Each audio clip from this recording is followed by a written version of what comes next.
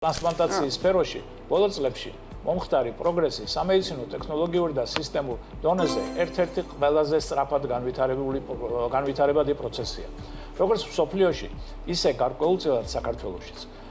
განვითარდა ეგრეთ წოდებული opt-out სისტემა, რაც გულისხმობს პასიურ თანხმობას დონორობაზე. განსაკუთრებით ევროპაში, მაგალითად ესპანეთი, ავსტრია. დონორთა რაოდენობის ზრდას ასევე ხელს უწყობს საზოგადოებრივი კამპანიები და განათლება. გლობალურად გადანერგვათა რაოდენობა 20-22-23 წლებში ფართოდ იმატა დაახლოებით 10%-ით. განსაკუთრებით თირკმლისა და ღვიძლის ტრანსპლანტაციებში. ამერიკის შეერთებულ შტატებში 20-24 წელს რეკორდული 48159 ტრანსპლანტაცია დაფიქსირდა. ყოველდღიურად საშუალოდ 132 პროცედურა.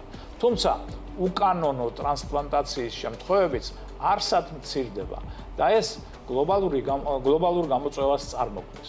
ორგანოებით ვაჭრობა, ბაზრის სავარაუდო მოცულობა წელიწადში 600 მილიონიდან 1,2 მილიარდ დოლარამდეა. დღეისთვის გამოწვევად რჩება დონორული კულტურის ნაკლებობა. ბევრი მოქალაქე არ არის ინფორმირებული დონორების შესაძლებლობის შესახებ. გარდაცვლილი დონორების სისტემის არქონა საჭიროებს საკანონმდებლო ტექნიკურ და ეთიკურ რეფორმებს. სახეზეა სამედიცინო პერსონალის დეფიციტი, ტრანსპლანტოლოგია მაღალ კვალიფიციურ გუნდს მოითხოვს. ორგანოთა ტრანსპლანტაციის სფეროში მრავალი საერთაშორისო ორგანიზაცია და ორგანო და ინიციატივა არსებობს, რომლებიც გადამწყვეტ როლს ასრულებენ ტრანსპლანტაციის გლობალური სისტემის მოწესრიგებაში და მიზნად ისახავენ ეთიკური სტანდარტების დანერგვას, რეგულაციების გაუმჯობესებას, დონაციის ხელშეწყობას და ორგანოებით უკანონო ვაჭრობის წინააღმდეგ ბრძოლას.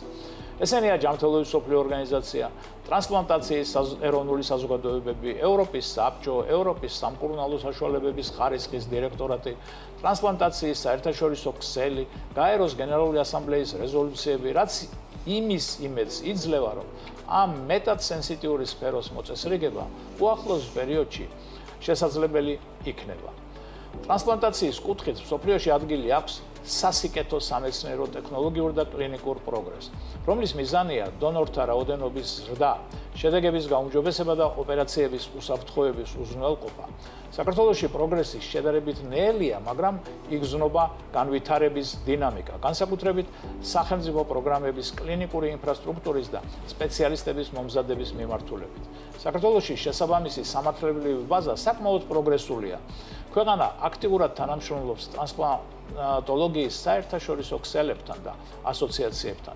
საჭიროა მეტი პოლიტიკური, სახელმწიფოებრივი, საზოგადოებრივი მხარდაჭერა მოსახლეობის ცნობიერების ამაღლების გზით, რათა ქვეყანაში მოიმატოს როგორც ცოცხალ ადამიანთა ორგანოების დონაციებმა, ისე განსაკუთრებით დაიწყოს გარდაცვლილ ადამიანთა დონორული ორგანოების გადანერგვები. რომ გადარჩეს უფრო მეტი მძიმე პაციენტის სიცოცხლე, გაუმჯობესდეს მათი ცხოვრების ხარისხი, მეტად განვითარდეს ქვეყანაში ტრანსპლანტოლოგია.